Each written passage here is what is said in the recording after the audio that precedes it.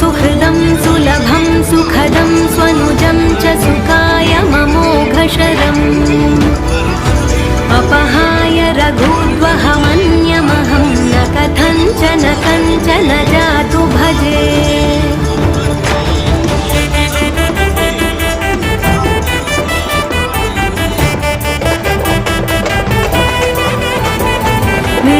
वेङ्कटेशं ननाथो ननाथः सदा वेङ्कटेशं स्मरामि स्मरामि